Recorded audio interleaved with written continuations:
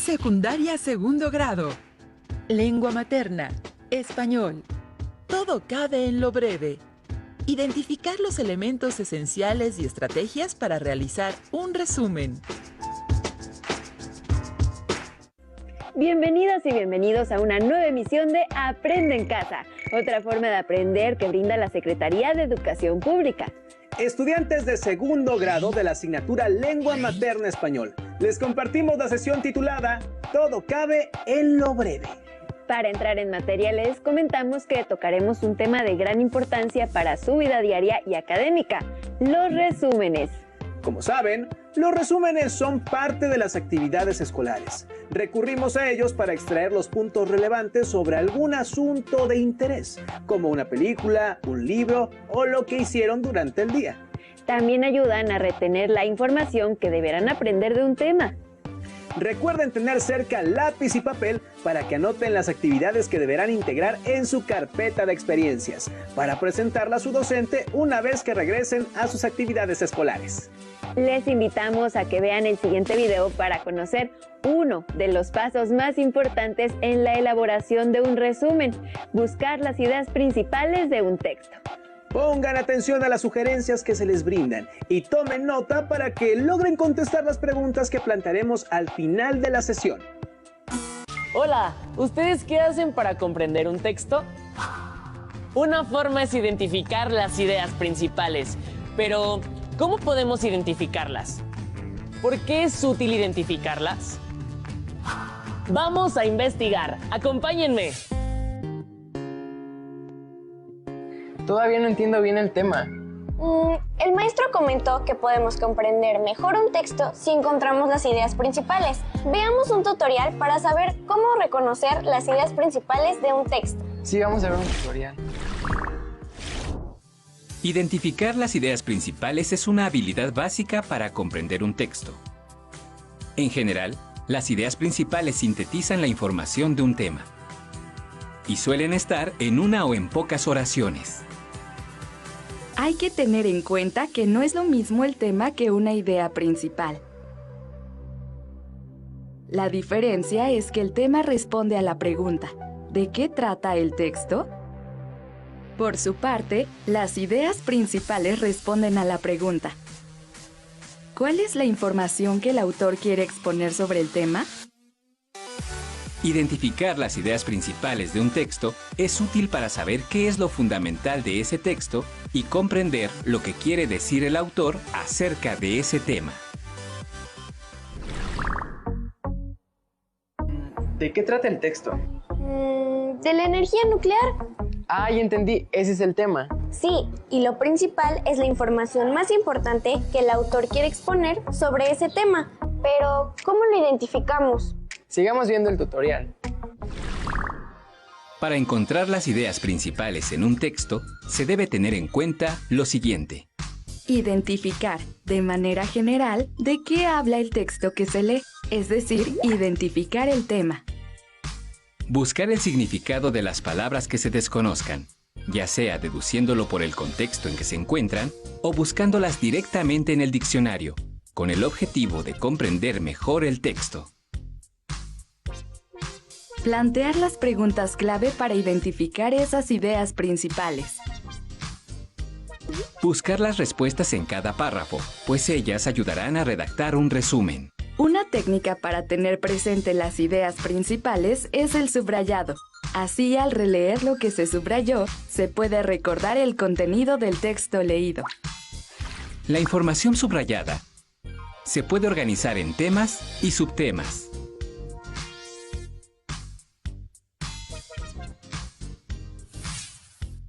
O bien, crear organizadores gráficos.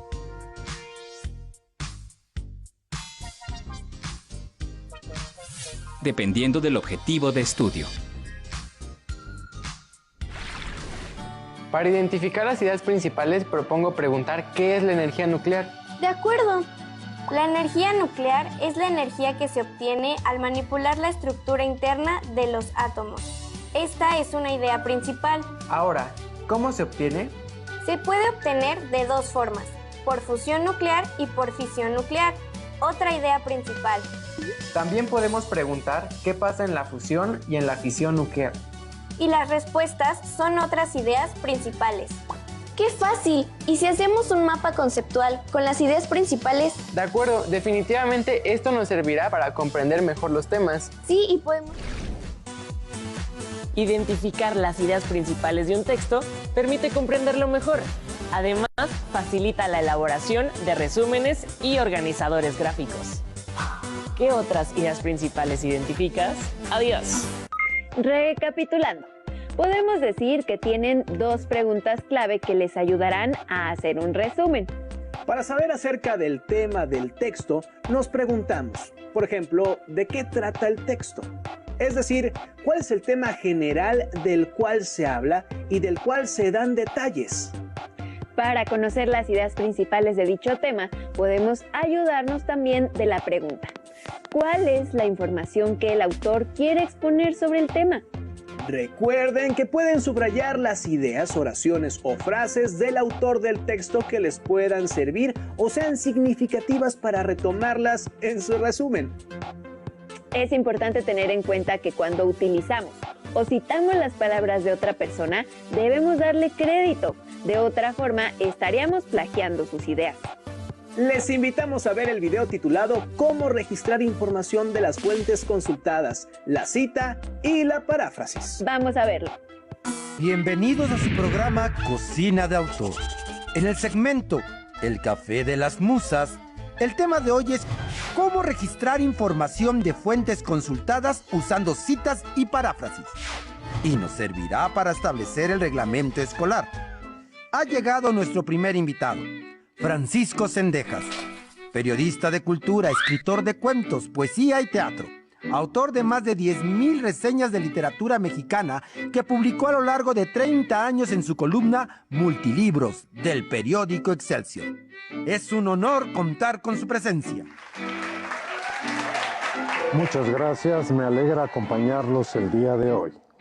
Demos la bienvenida a nuestra siguiente invitada, Rosario Castellanos, escritora, poetisa y diplomática mexicana, considerada una de las escritoras mexicanas más importantes del siglo XX. Escribió también en el diario Excelsior y en otros medios impresos. Es uno de los símbolos del feminismo latinoamericano. ¡Bienvenida! Gracias por invitarme. Francisco, pasa al balcón, por favor. Para ir directo al tema, Francisco Zendejas nos dirá qué es una cita textual. Por supuesto. La cita textual es la mención de un párrafo, idea o frase de una obra ajena en nuestro texto. ¿Por qué es importante citar a un autor dentro de nuestro texto? Porque debemos acreditar y reconocer el trabajo de otros investigadores, registrando siempre la fuente de la que se extrajo la información. ¿Podrían explicarnos los tipos de cita que hay? Claro. Desde mi experiencia, puedo decir que hay diferentes tipos de cita. Por ejemplo, las citas directas o textuales y las citas indirectas o paráfrasis. Dentro de las citas directas o textuales tenemos las destacadas, que se presentan en una forma independientes del texto en el que se citan. Se escriben con una sangría mayor y una tipografía menor. Las integradas, que son muy cortas y aparecen integradas en el texto. Las de apoyo, que hacen referencia a otros autores. Por lo general, al citar una obra, se indica además de su autor, el año en que se publicó, el nombre de la obra con letras cursivas, el lugar en que se editó. ¿Y las citas indirectas o paráfrasis? Las citas indirectas o paráfrasis consisten en hacer referencia a las reflexiones u opiniones contenidas en una fuente, pero con nuestras propias palabras. La paráfrasis es un ejercicio intelectual y de comprensión de una idea u obra desarrollada por otra persona. Va más allá de cambiar las palabras de otro por sinónimos.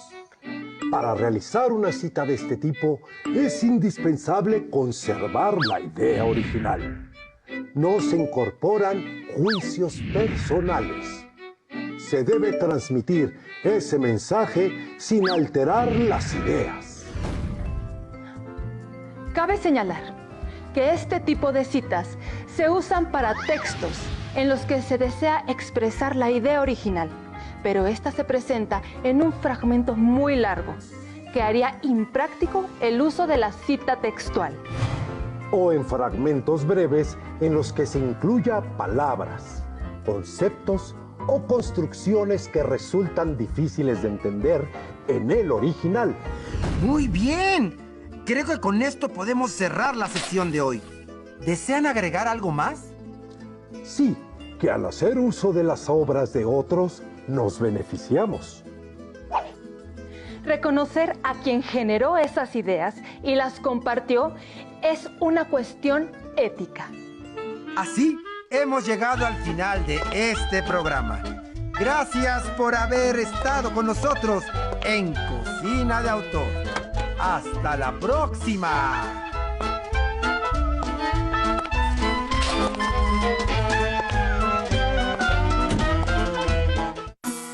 Es importante que reconozcan las palabras de otras personas o autores cuando elaboren un resumen u otro tipo de texto.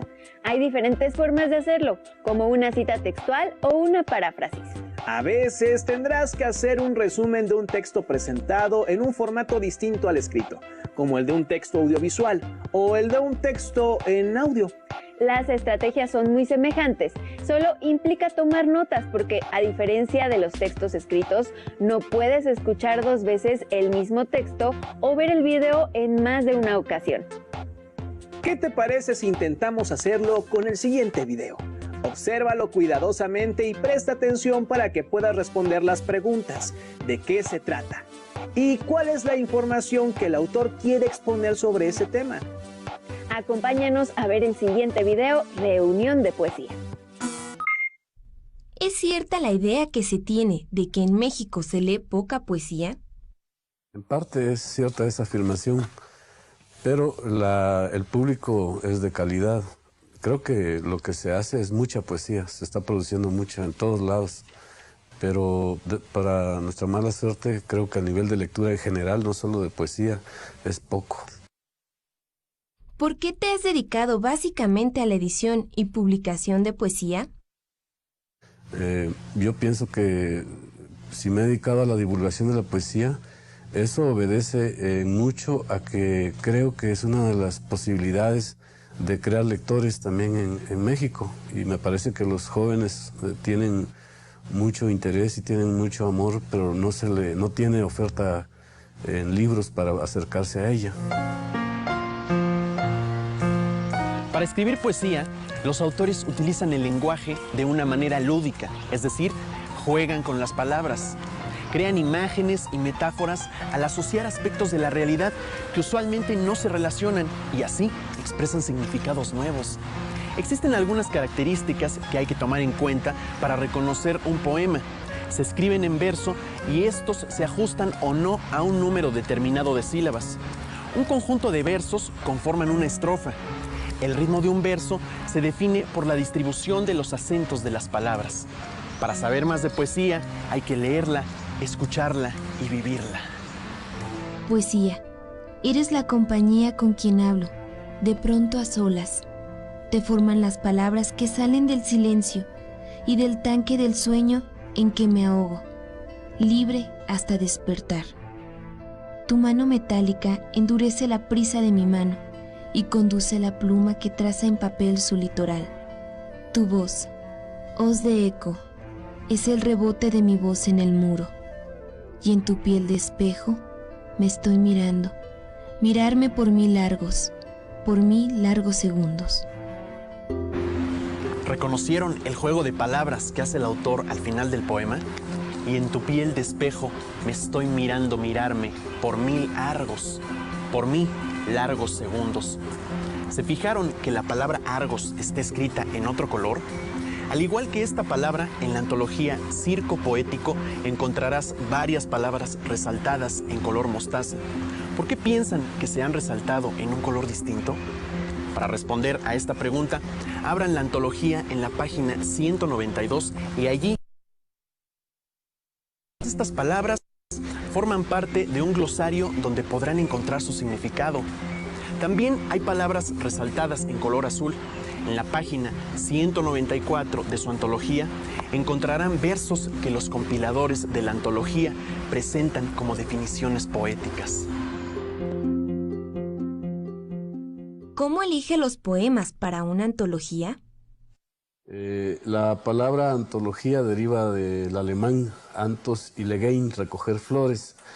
Entonces, cuando uno la hace, fundamentalmente se fija en lo mejor de un autor, en lo mejor que está escrito sobre el tema, en lo mejor que ha hecho una generación o lo que se ha hecho en un país. El recogimiento de flores es una actividad fundamental.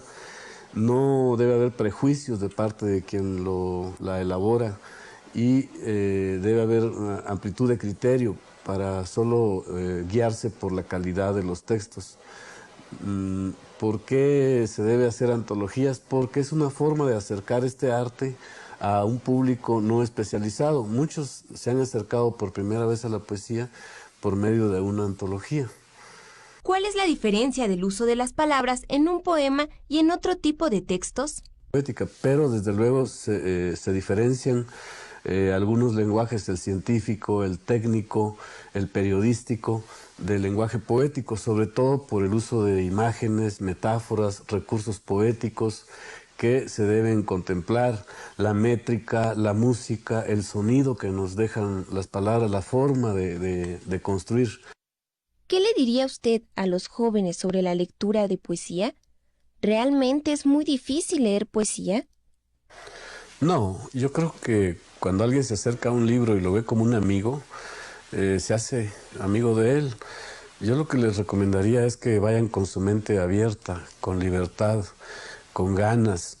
Y si el libro no les gusta, que no se mortifiquen, que lo dejen y tal vez en otro momento su espíritu se comunicará con el espíritu de quien escribió el libro.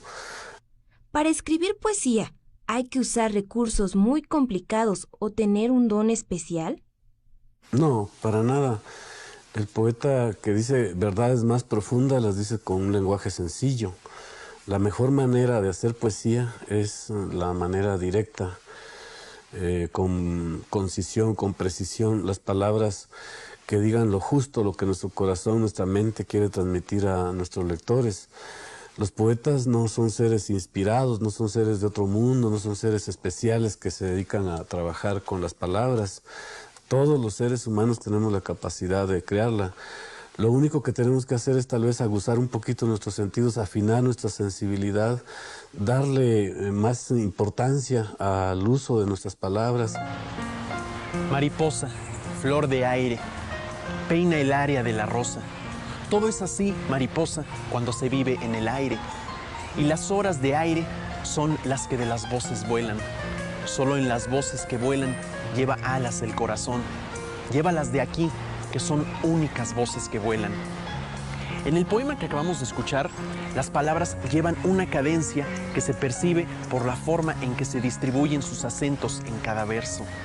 A esta característica se le llama ritmo.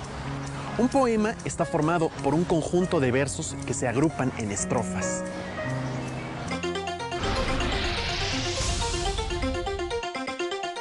En tu biblioteca de aula puedes encontrar diferentes libros de poesía.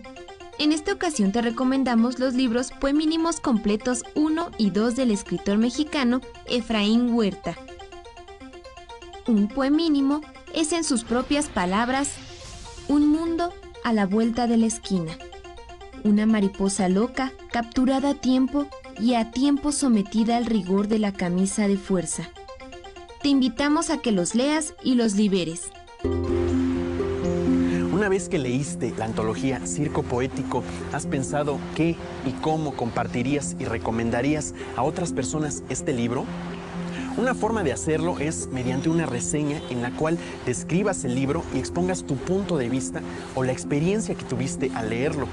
Cuando tengas elaborada tu reseña, la lectura crítica te permitirá detectar errores, omisiones o desaciertos que podrás corregir de manera oportuna. Posteriormente, te recomendamos compartir los textos que escribiste con tus compañeros de clase para que se enriquezcan con sus comentarios. Te invitamos a que sigas descubriendo las más diversas expresiones de la poesía. Hasta la próxima. ¿Pudiste identificar el tema? ¿Y las ideas principales? Como observas, no importa si el texto es escrito o no. Un resumen se basa en detectar el tema y las ideas principales. La diferencia está en cómo recuperarlas para poder hacer tu resumen. Contesten a las siguientes preguntas.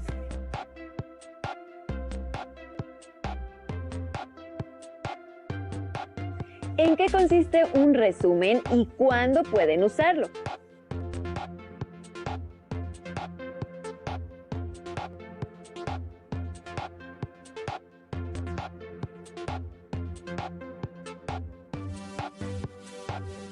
¿En qué estrategias pueden apoyarse para hacer un resumen?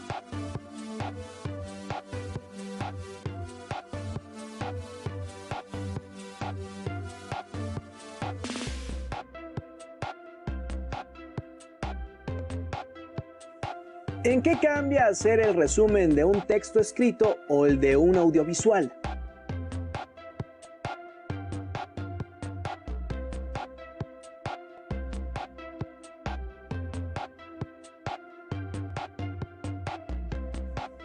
¿Cómo pueden diferenciar entre el tema y las ideas principales?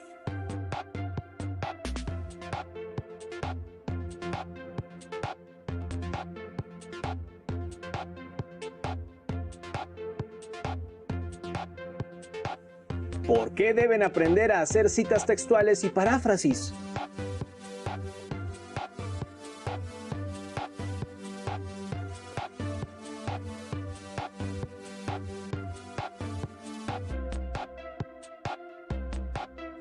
¿Qué tipos de citas existen?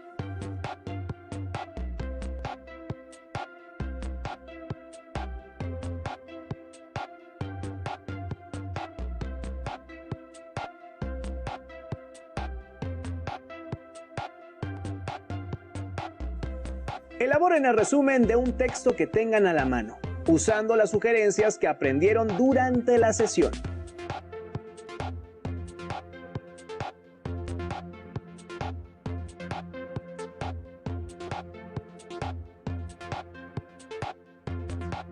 Integren respuestas, actividades e ideas principales en su carpeta de experiencias para que compartan con su docente, compañeras y compañeros a su regreso a las actividades escolares.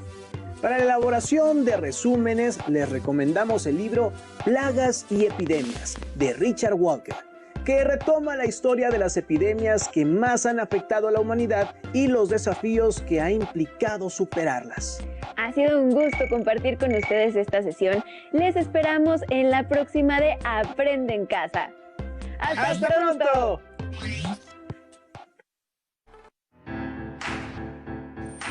Secundaria segundo grado. Matemáticas. Más de perímetros y áreas. Profundizar en el conocimiento del cálculo de perímetros y áreas, de polígonos y el círculo.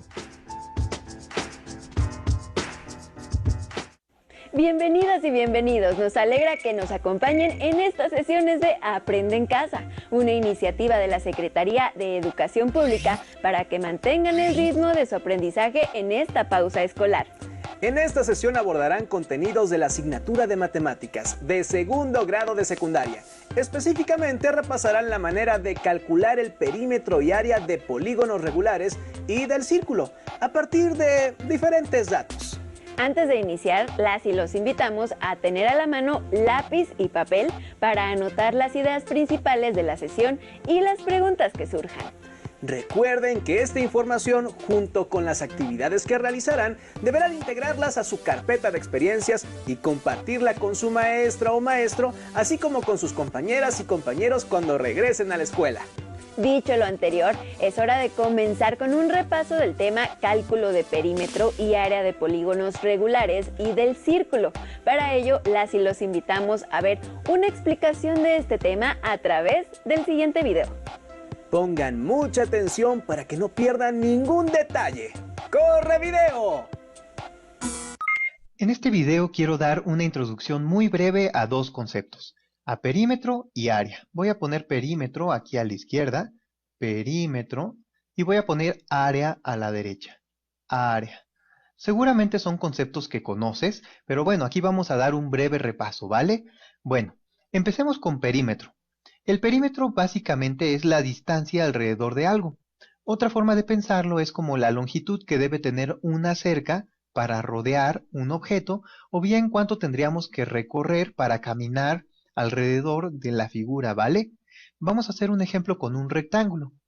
Un rectángulo es una figura de 4 lados que tiene 4 ángulos rectos, ¿vale? Déjame marcar aquí los 4 ángulos rectos. 1, 2, 3, 4 ángulos rectos. Y sabemos que en un rectángulo los lados opuestos miden lo mismo. Entonces este lado de acá mide lo mismo que este lado, y este lado de acá mide lo mismo que este lado. Bueno, entonces déjame marcar los vértices como A, B, B, C y D. Y pensemos que queremos calcular el perímetro sabiendo que AB es igual a 7. Le voy a poner que aquí mide 7. AB es igual a 7 y que BC es igual a 5. BC es igual a 5. Muy bien. Entonces, pensemos, pues si esto fuera un terreno, ¿cuánta cerca tendríamos que poner alrededor? Bueno, pues tendríamos que poner cerca aquí, aquí, aquí y acá. Entonces, para obtener el perímetro tenemos que sumar las longitudes de los 4 lados, ¿vale? Déjame poner eso por aquí abajito en algún lado. Entonces, si queremos obtener el perímetro de A, B, C, D, entonces tenemos que sumar los 4 lados. Bueno, entonces tendríamos que hacer este 7 más este 5 más la longitud del lado CD, pero como es un rectángulo mide lo mismo que la de AB, que es 7, 7 más 5 más 7, y finalmente hay que sumar la longitud del lado AD, que también mide 5, ¿vale? Más 5. Y así el perímetro de ABCD sería 7 más 5 que es 12, más 7 que es 19, más 5 que es igual a 24. Muy bien. También podemos hacer las cosas al revés. A veces conociendo el perímetro podemos conocer el lado de una figura, sobre todo si esa figura es más o menos especial, por ejemplo si es un cuadrado. Entonces vamos a hacer un ejemplo de eso. Voy a poner aquí un cuadrado, ¿vale? Un cuadrado es una figura que tiene 4 lados iguales y 4 ángulos rectos. Entonces aquí tendríamos 4 ángulos rectos, 4 lados iguales. Imaginemos que los lados se llaman, pues otra vez A, B, C, D. Todos los lados son iguales. Este es igual a este, que es igual a este, y que es igual a este. Y no sé, imagínate que nos dicen que el perímetro de este cuadrado, el perímetro es igual a 36, ¿vale?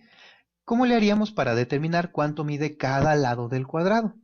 Bueno, pues ahora podemos calcular el perímetro de dos formas distintas. Déjame llamarle a este lado X. Voy a ponerle aquí X. Entonces todos los lados miden X. Este mide X y esta altura también mide X. De esta forma el perímetro por un lado es 36, entonces 36 es igual a el perímetro que es X más X más X más X, X más X más X más X, y esto de aquí es igual a 4X, ¿vale? De esta forma 4X es igual a 36, y bueno, es fácil encontrar un número que al multiplicarse por 4 nos da 36, pero bueno, también podemos resolver la ecuación dividiendo ambos lados entre 4, y con eso nos queda que X es igual a 36 entre 4, o sea que X es igual a 9. Entonces la longitud del cuadrado es 9. Bueno, esto es con respecto a perímetro. Vamos a platicar ahora un poquito de área, ¿vale? Entonces el área lo podemos pensar como cuánto espacio ocupa una figura en dos dimensiones. Otra forma de verlo es, no sé, imagínate que tenemos un cuadrado del lado 1. Lo bueno de los cuadrados es que basta decir uno de sus lados para saber cuál cuadrado es, ¿verdad? Los rectángulos necesitan las dos dimensiones. Necesitamos decir que es un rectángulo de 7 por 5. Pero bueno, los cuadrados con nada más un lado podemos decirlo. Aunque bueno, a veces podemos decir el cuadrado de 1 por 1, ¿vale? Eso es lo mismo que el cuadrado del lado 1. Pero bueno, regresando a área, podemos pensar el área como cuántos cuadrados del lado 1 caben en la figura. Déjame darte un ejemplo. Vamos a hacer un ejemplo con este mismo rectángulo que pintamos aquí. Imagínate que queremos determinar ahora el área de A, B, C, D. El área la voy a denotar así con corchetes. A, B, C, D, ¿vale? Entonces, para determinar el área hay que ver cuántos cuadrados de 1 por 1 caben aquí. Y los vamos a acomodar en filas y en columnas. Entonces, déjame ver si me queda esto bien. Lo que tendríamos que hacer es dividir este rectángulo aquí en 7 columnas. A ver si me queda. Dice 1, 2, 3, 4, 5, 6 y esta de acá 7. 1, 2, 3, 4, 5, 6, 7, ¿vale? Y ahora voy a dividir en filas, en 5 filas. Entonces me quedaría algo así como 1, 2, 3, 4. Muy bien. Imagínate que estas cosas feas que parecen rectángulos en realidad son cuadrados, ¿vale? Que el dibujo sí es proporcional. Bueno, entonces aquí nos queda todo dividido en cuadraditos de 1 por 1, cuadraditos del lado 1. Entonces tendríamos que ver cuántos de esos hay aquí. Podríamos contarlos, ¿verdad? 1, 2, 3, pero eso sería muy cansado. Mejor pues veamos que son 7 columnas y cada columna tiene 5 cuadraditos. Entonces caben 35 cuadraditos, ¿verdad? Ese 35 salió de 7 por 5 y por lo tanto el área de A, B, C, D es igual a 35. Entonces ahí podemos encontrar una regla general, ¿verdad? Si tenemos un rectángulo de dimensiones A y B, entonces para determinar el área podemos multiplicar A por B. Vamos a hacer otro ejemplo aquí abajito, en color naranja. Entonces, no sé, imagínate que tenemos aquí un rectángulo de altura 1/2 y de lado 2. Entonces, pues multiplicando 1/2 con 2 nos queda que el área es igual a 1. Pero ¿cómo podemos pensar para que quepan los cuadraditos de 1 por 1? Porque parecería que no cabe ninguno por la altura. Bueno, podríamos pensar que de este lado cupo medio cuadradito, aquí hay medio cuadradito, aquí estaría la otra mitad, ¿verdad? Aquí sería 1/2 con 1/2 es 1, y aquí sería 1. Y aquí podemos poner otro medio cuadradito, ¿vale? Entonces aquí hay un medio cuadradito, otro medio cuadradito, y entre los dos se junta un cuadradito. Y por eso es la cantidad de cuadraditos de 1 por 1 que caben aquí. Muy bien. Finalmente déjame platicarte acerca del área de un cuadrado. En el caso de un cuadrado, pues hacemos lo mismo que con los rectángulos, ¿verdad? Porque un cuadrado pues es un rectángulo pero con sus lados iguales. Entonces en el caso de un cuadrado aquí tendríamos ángulos rectos, ángulos rectos, ángulos rectos. Y no sé, imagínate que este se llama W, este X, este Y, este Z y sabemos que este lado mide 2. ¿Cómo le haríamos para determinar el área de W, X, Y, Z? ¿Cómo le haríamos? Bueno, pues es exactamente la misma idea. Tenemos que multiplicar el largo por el ancho, solo que ahora como aquí tenemos un cuadrado, pues el largo y el ancho son el mismo, y de hecho son iguales a 2, y por lo tanto nos quedaría que el área es igual a 2 por 2, o bien otra forma de pensarlo es como 2 al cuadrado. De aquí viene el nombre de elevar al cuadrado, ¿vale? De obtener el área de un cuadrado. Y en este caso nos quedaría 2 al cuadrado, que es igual a 4. Y finalmente, aquí en este cuadrado también podemos pensar en el área como la cantidad de cuadrados del lado 1 que caben. ¿Cómo le hacemos? Simplemente dividimos aquí a la mitad, y como cada lado mide 2, estos de aquí son cuadrados de 1 por 1. Y listo, con esto dividimos en 4 cuadrados del lado 1 nuestro cuadrado del lado 2. Como pudieron observar en este video, existen diversas formas para calcular el perímetro y el área de polígonos, y para ello es necesario que cuenten con algunos datos mínimos. En ocasiones esos datos les servirán tanto para calcular el perímetro y como para calcular el área. Ahora, las y los invitamos a ver otro video, cuya información les permitirá llegar intuitivamente a la fórmula para calcular el área del círculo. Síganlo con atención. Lo que quiero hacer en este video es desarrollar un argumento informal de por qué la fórmula para el área de un círculo es pi por radio al cuadrado. Y vamos a empezar con la definición tradicional del número pi. Y esto es la razón, ¿verdad?, de la circunferencia, dividido entre el diámetro, ¿verdad? O lo que es lo mismo, porque el diámetro en realidad es 2 veces el radio, ¿verdad? Entonces esto será igual a la proporción que hay entre la circunferencia y el doble del radio. Y si multiplicamos por 2r de ambos lados, ¿verdad? Entonces obtenemos la fórmula clásica para la circunferencia. Esto es que la circunferencia será igual a 2pi por radio, ¿verdad? Déjenme hacerlo un poquito mejor. 2pi por radio. Entonces, esto es para la circunferencia de un círculo, pero lo que veremos en este video es un razonamiento intuitivo, ¿verdad? De por qué la fórmula del área del círculo está dada por pi por radio al cuadrado. Y para llegar a ello vamos a aproximar por área de polígonos inscritos en ese círculo. Muy bien. Entonces, por ejemplo, aquí tenemos un polígono, ¿verdad? Y este tiene 1, 2, 3, 4, 5 lados. Tenemos 5 lados.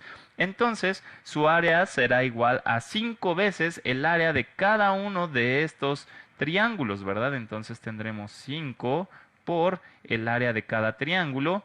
Y el área de cada triángulo se puede calcular fácilmente, ¿verdad? Es simplemente la base por la altura sobre 2. La base mide b. Y la altura es a, entonces esto será a por b dividido entre 2, ¿verdad?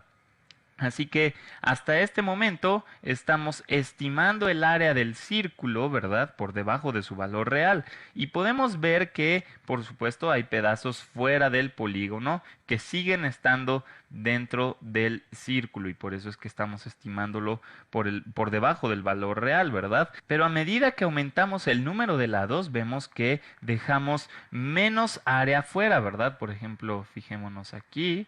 Aquí tenemos estos pedazos que cada vez son más y más pequeños, ¿verdad? Tenemos pedazos más pequeños, entonces tenemos mucha menos área que la que estamos dejando, por ejemplo, en este otro caso, ¿verdad?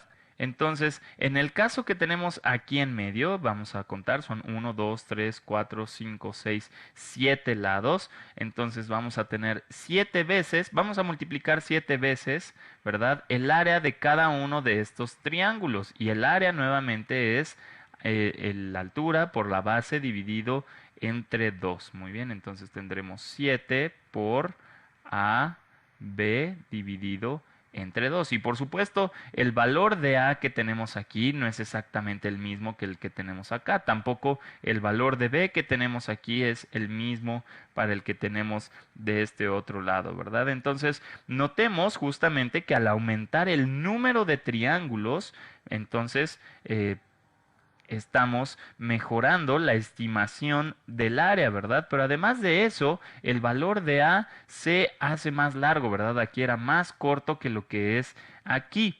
De hecho, el valor de A, como podemos ver, se va aproximando al valor del radio, a R, ¿verdad? Ahora, ¿qué pasa con 7 por B? Ya hablamos de A, vamos a ver qué pasa con 7 por B. Bueno, pues podemos notar fácilmente que 7 por B es el perímetro de nuestro polígono, ¿verdad? Entonces aquí tenemos 1, 2, 3, 4, 5, 6 y finalmente 7, ¿verdad? Aquí son 7 lados y cada uno de ellos mide B. Entonces 7 veces B es el perímetro de nuestro polígono, ¿verdad? Así que vamos a escribir esto. 7 por B en realidad es el perímetro del, vamos a escribirlo bien, el perímetro del polígono. Muy bien, el perímetro del polígono. Muy bien, entonces, ahora retomemos el caso de A, ¿verdad? Este valor A dijimos que se aproxima al valor de R, ¿verdad? Al valor de R, que es el radio. Mientras que el perímetro del polígono podemos observar que se va acercando al valor de la circunferencia, ¿verdad? Entonces, este de aquí se aproxima a la circunferencia,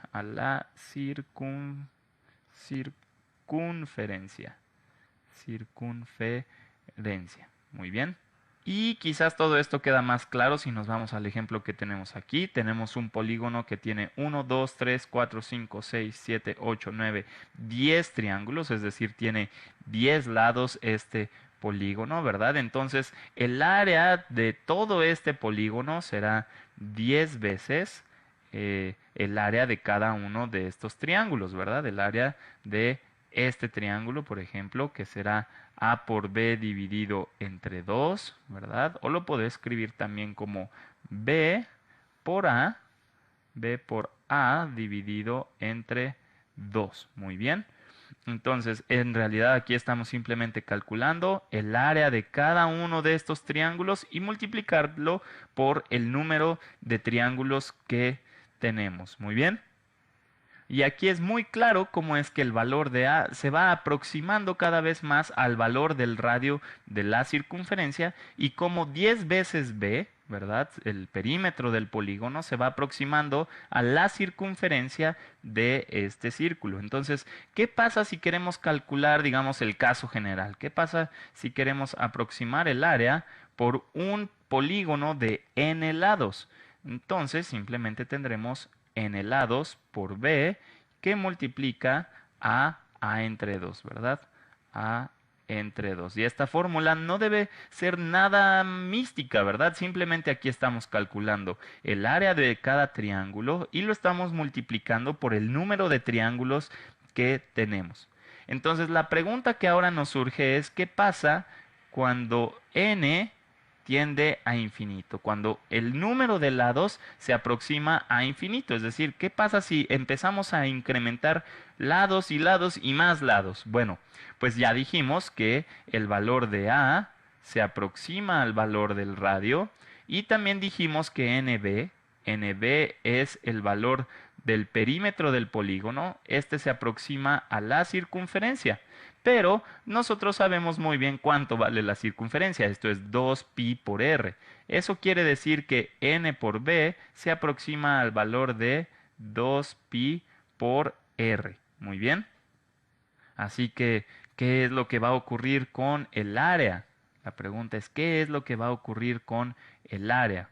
El área, entonces, cuando el número de lados de este polígono tiende a infinito, entonces esto va a tender a n por b, que es 2pi por r, es a donde va a tender nb, 2pi por r.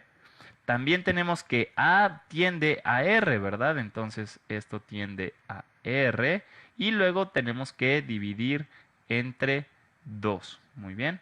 Entonces simplemente si simplificamos, los dos se pueden cancelar y nos queda pi por radio al cuadrado. Muy bien, así que a medida que nos aproximamos a tener un número infinito de triángulos, ¿verdad? Un polígono de, digamos, de una infinidad de lados, ¿verdad? Si n tiende a infinito, entonces nos aproximamos al área del círculo, y que este vale pi por radio al cuadrado, ¿verdad? Esto sería el área de un círculo de radio r. Muy bien. Entonces, este es un argumento informal de por qué nos aproximamos a pi por radio al cuadrado, que es el área de un círculo, y puedes pensarlo como el área de un polígono con una infinidad de lados y que ese sería el área del círculo. Sin duda, fueron muy interesantes los ejemplos que vieron en este video. ¿Qué les pareció esta manera de aproximarse al área del círculo? Ahora es su turno de poner en práctica este método.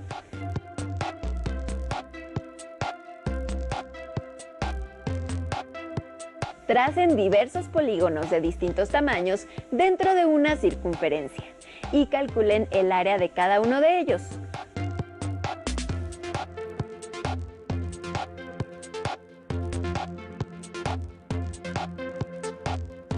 ¿Con cuál se acercan más al área de la circunferencia?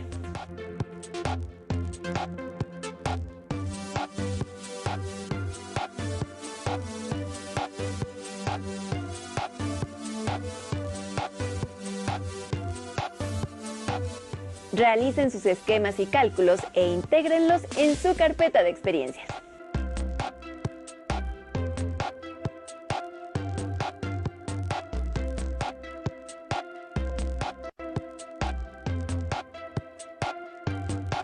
Y para ahondar más en este tema, les recomendamos consultar la obra Perímetro, Área y Volumen, un libro monstruoso sobre dimensiones del autor David Adler. Esperamos que esta sesión les haya sido útil para reforzar sus conocimientos en matemáticas y les haya inspirado a realizar más ejercicios como el que vieron. Recuerden, quédense en casa y sigan las recomendaciones en materia de salud. Además, pongan en práctica valores como la solidaridad, la paciencia y la empatía con las personas que los rodean. Sigan la programación de Aprende en Casa. ¡Nos vemos en la próxima sesión!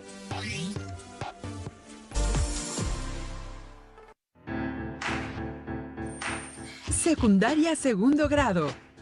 Formación cívica y ética. Defendemos la dignidad y los derechos humanos.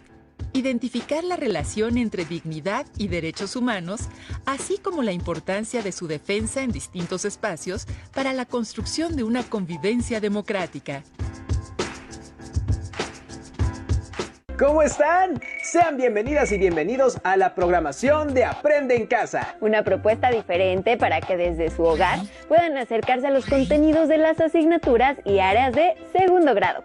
¿Ya tienen con qué anotar? Si no, vayan rápido por papel y pluma para que puedan escribir las preguntas y actividades que deberán resolver e integrar en su carpeta de experiencias. En esta ocasión hablaremos acerca de la importancia de defender los derechos y la dignidad de las personas en la construcción de una convivencia democrática. Para empezar, ¿recuerdan qué son los derechos humanos? Los derechos humanos son aspiraciones que buscan lograr una vida digna para todos.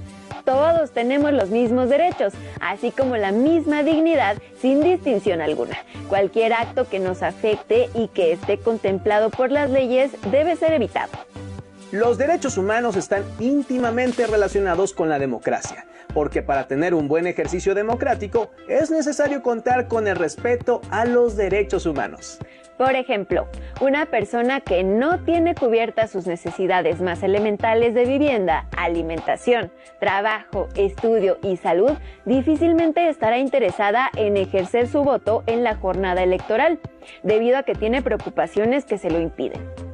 Entre la democracia y los derechos existe un círculo de interacción recíproca que beneficia a ambos. No puede haber democracia sin el respeto a los derechos humanos, ni derechos humanos sin democracia.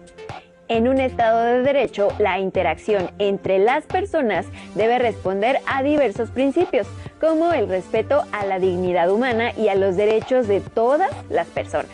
Por ello, es importante que actuemos con respeto hacia los demás. De este modo estaremos favoreciendo una convivencia pacífica con los otros a fin de asegurar el bienestar para todos y el respeto a su dignidad. Independientemente de nuestros rasgos o condiciones particulares, todas las personas somos valiosas y para vivir con dignidad requerimos de distintas condiciones sociales, culturales, económicas y políticas, entre otras. Como recordarán, la participación organizada, informada y responsable de las personas contribuye a solucionar necesidades colectivas y otras problemáticas que en ocasiones nos aquejan. Esto fortalece la democracia como forma de vida. Cada comunidad o grupo tiene necesidades, las cuales corresponden con los derechos que todas las personas tenemos. Todas las personas tenemos los mismos derechos sin distinción alguna y su cumplimiento exige el respeto a la dignidad humana. Independientemente del lugar o la circunstancia, requerimos que existan las condiciones para poder desarrollarnos. Y cuando se garantizan estas condiciones, se contribuye a lograr la justicia para todos. Así es. Para seguir revisando la relación entre derechos humanos y atención a necesidades, así como la importancia de respetar la dignidad de todas las personas, los invitamos a ver el siguiente video, titulado Dignidad y Derechos Humanos. Recuerden tomar nota de las ideas que les parezcan más relevantes. Sobre todo, presten atención a los principios que se mencionan. Hemos visto que los derechos humanos nos ayudan a definir cuáles son las condiciones que necesitamos para vivir y desarrollarnos plenamente. Las personas y grupos humanos somos diferentes, nacemos en distintos países. Cada individuo tiene sus propios pensamientos, gustos, creencias y costumbres. Por eso, tener una cultura propia y practicarla es un derecho fundamental de la humanidad, reconocido en leyes nacionales e internacionales. De acuerdo con él, cada individuo tiene la facultad de actuar libremente según su estilo de vida, siempre y cuando no afecte la vida o la dignidad de otros. Pero, ¿realmente se ejerce este derecho? Veamos el siguiente caso. En el estado de Querétaro, varios niños otomíes migran con sus padres a la ciudad en busca de trabajo. Algunos de ellos hablan en su lengua materna, el otomí, y también en español.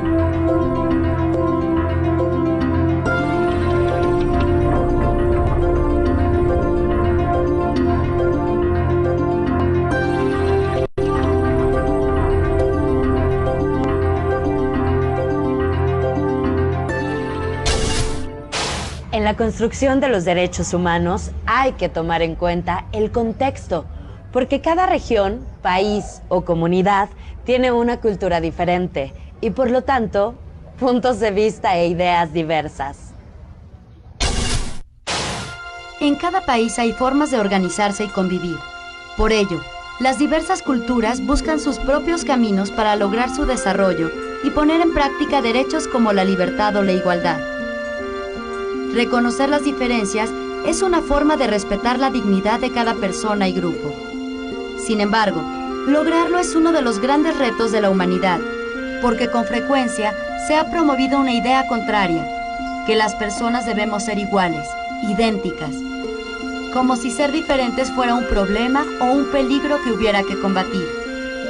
Cuando esto pasa, los derechos humanos dejan de ser para todos y solo se les reconoce a quienes piensan, creen o viven de acuerdo a la cultura de la mayoría. Hablar en otra lengua también es parte de la libertad que tenemos para ejercer el derecho a nuestra cultura. Los estudiantes otomíes que ingresaron a la secundaria quieren integrarse con sus compañeros, pero ¿será necesario que solo hablen español para hacerlo? No, porque si hablan cualquier idioma y se tratan de comunicar, se pueden entender. Por ejemplo, yo le podría enseñar español poco a poco hasta que pase el tiempo y se agarre un hábito, una buena forma de ejercer el español. Sí, es una violación a los derechos humanos porque ella tiene la libertad de expresarse con su idioma. No, no es una violación a los derechos humanos porque todos necesitamos hablar en español para podernos comunicar entre nosotros mismos. Sí, es una violación a los derechos humanos porque cuando nosotros, si fuéramos al extranjero, no nos gustaría que nos trataran de la misma forma. Bueno, en el lugar del maestro, yo creo que sería muy importante que tanto él como nosotros como alumnos tratáramos de conocer más sobre el otomí, aunque es muy importante que los apoyemos mientras ellos aprenden. También creo que lo más conveniente sería que aprendiéramos más nosotros de este lenguaje, puesto que podrían llegar más alumnos de Querétaro y así podríamos ayudarlos en su camino, tanto nosotros entendiéndolos como ellos. Es probable que haya muchas formas de vida y costumbres que no comprendamos e incluso nos disgusten por ser distintas a las nuestras, pero eso también es parte del derecho a ejercer una cultura propia. Sin embargo, hay tradiciones y costumbres que atentan contra la dignidad humana y que no pueden ser permitidas, independientemente de la sociedad o cultura de la que provengan. Los derechos humanos son para todos y en cualquier lugar deben ser defendidos. ¿Has pensado a quién le toca defender estos derechos? Ni el derecho a la cultura ni ningún otro son regalos o concesiones de las autoridades. Son una conquista social y conservarlos es un esfuerzo compartido. Sin embargo, las autoridades juegan un papel fundamental en la defensa de los derechos humanos. Es una obligación de cada gobierno crear leyes, instituciones y programas que garanticen su ejercicio. Por eso en México existen, por ejemplo, las comisiones de derechos humanos o el juicio de amparo, que protegen a los ciudadanos de violaciones realizadas por cualquier autoridad. Pero la organización social también es una alternativa que tenemos los individuos para vigilar que se cumplan y luchar a favor de los derechos humanos. Ahora conozcamos el caso de una defensora de los derechos humanos. Como ella, miles de personas en el mundo dedican su esfuerzo e incluso arriesgan su vida para que todos podamos vivir con respeto y dignidad. Cuando hablamos de violaciones a los derechos humanos es cuando el Estado, por acción o por omisión, comete una violación a los derechos humanos. Y por lo tanto es el Estado el responsable de hacer que estos no se violen, o si se violan, investigar y castigar y reparar los daños que se causen cuando se viola un derecho, ¿no? Pero eso es una parte muy importante que todos los ciudadanos debemos conocer. La otra parte es el valor del respeto, ¿no? Que tiene que darse de una manera cada vez más natural, el respeto al otro. Y los jóvenes, bueno, los jóvenes tienen una gran corresponsabilidad en esto, porque son ellos los que serán ciudadanos, ¿no? Y lo que queremos son unos ciudadanos participativos, activos, responsables, que puedan exigir esos derechos, pero que también puedan hacer algo por esos derechos, y ellos también tienen que aprender a respetar esos derechos, aun cuando sean ciudadanos o sean autoridades, o no importa el papel que les toque jugar en la vida, ¿no? Ellos tienen que respetar, no discriminar, pero también exigir que las autoridades les den a conocer cuáles son sus derechos, pero también brindarles las herramientas para que ellos puedan exigir esos derechos. Recuerda el caso de los niños otomíes. ¿A quién le tocaba hacer que se respetaran los derechos de Francisco y Margarita? ¿Qué hubieras hecho tú si fueras uno de sus compañeros? No, porque así podemos aprender nosotros sobre su idioma y sobre cómo se habla en su país o en su estado donde viva.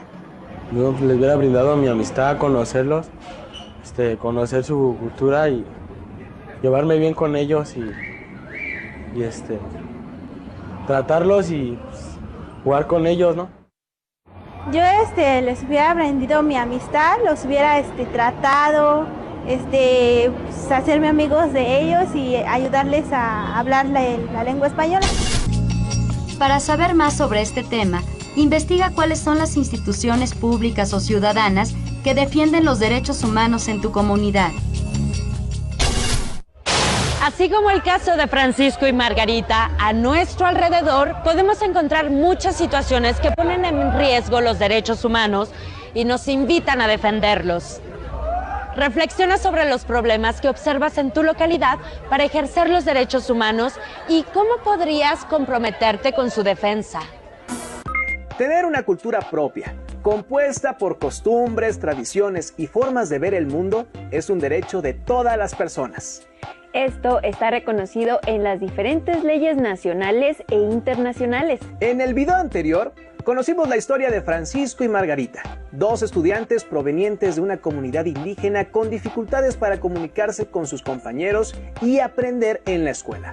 Reconocer que las personas pueden ser distintas a nosotros nos permite mejorar nuestra comprensión hacia ellas, así como valorar y respetar sus derechos y dignidad. Así es, cuando se busca que todas las personas sean iguales, es porque se considera que la diferencia es igual a un problema. Atentamos contra la dignidad de las personas que tienen ideas, costumbres, tradiciones o formas de pensar distintas. Como nos explicó la maestra Norma, es importante que de manera conjunta trabajemos para lograr que se respeten los derechos y la dignidad de todas las personas. Recuerden que conocer, defender y exigir el cumplimiento de estos derechos garantiza el desarrollo pleno de todas las personas. Hacer conciencia sobre la importancia de respetar los derechos humanos y la dignidad de las personas es una tarea que desempeñan diversas instituciones y autoridades, pero de manera particular corresponde a cada uno de nosotros. Como observamos en el video anterior, la diversidad se expresa de diversas formas, pero ¿qué pasa cuando formas de expresión, costumbres o tradiciones atentan contra la dignidad y los derechos de las personas? Para continuar reflexionando acerca de los conceptos de dignidad y derechos humanos, veamos el siguiente video titulado Mismos derechos, diferentes culturas. Recuerden tomar nota de las ideas que les parezcan más relevantes. Los derechos humanos son aspiraciones para lograr una vida más digna, que se concretan en contextos, situaciones y grupos específicos. Sin embargo, aunque tengamos una idea parecida sobre el significado de estos derechos, somos diversos como grupos sociales. Tenemos características culturales diferentes, formas distintas de ver el mundo y de entender el significado de la dignidad humana. Tener una cultura propia es también un derecho humano. ¿Tú conoces cómo se ejercen los derechos humanos en otras comunidades de México?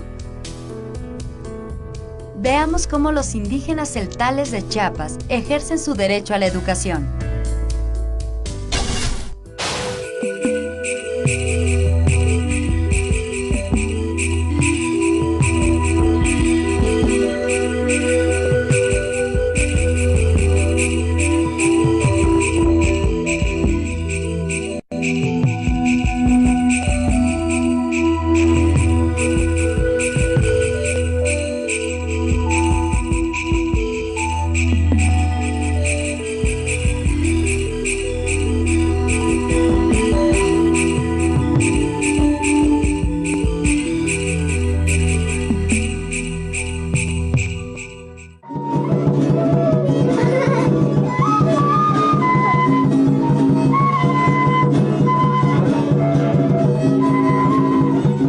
Yo me llamo Catalina Mazariegos Gómez y soy celtal de la comunidad de Huaquitepec.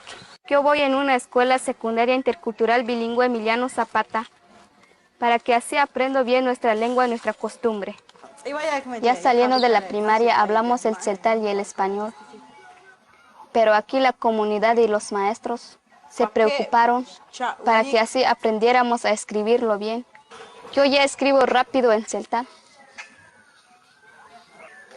En nuestra escuela tenemos nuestros talleres productivos. Yo estoy en el taller de tejido y bordado.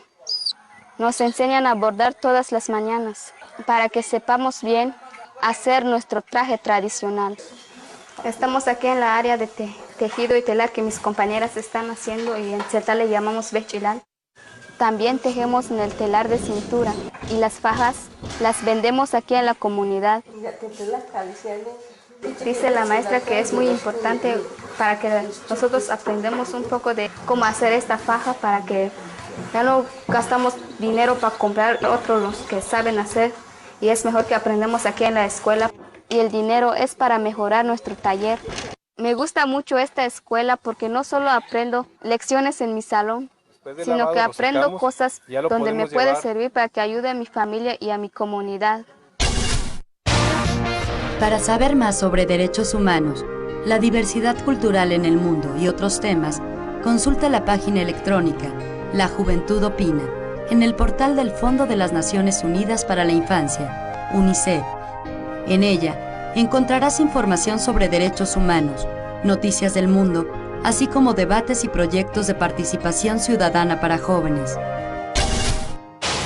Averigua cómo se ejercen los derechos humanos en tu comunidad. ¿Respetar la diversidad significa estar de acuerdo con todo lo que dicte una cultura? ¿Qué pasa si creemos que una tradición o una costumbre van en contra de un derecho humano. Es importante considerar que si bien todos tenemos derecho a una cultura propia, existen ciertas situaciones que pueden atentar contra la dignidad y los derechos humanos de las personas y, por lo tanto, no deben permitirse. Aunque la diversidad cultural nos enriquece como personas y como sociedad al dialogar y compartir, esto no significa aceptar prácticas que atenten contra nuestra integridad, como aquellas que vulneran los derechos de las mujeres y niñas en ciertos lugares, por ejemplo. El respeto a los derechos humanos es un compromiso de todas las personas. Tenemos que contribuir a que se garantice su cumplimiento para la satisfacción y atención de las diferentes necesidades. Debemos participar en su conservación y fortalecimiento, junto con las autoridades e instituciones, las cuales están obligadas a cumplir con ellos y garantizar que se mantenga un marco de respeto a la dignidad humana. Para defender sus derechos es importante que, como adolescentes, empiecen por conocerlos, saber dónde se encuentran establecidos y qué hay que hacer para exigir su cumplimiento. ¿Recuerdan el caso de Margarita y Francisco? Los dos estudiantes indígenas del video. ¿Conocen alguna compañera o compañero de la escuela con una situación similar?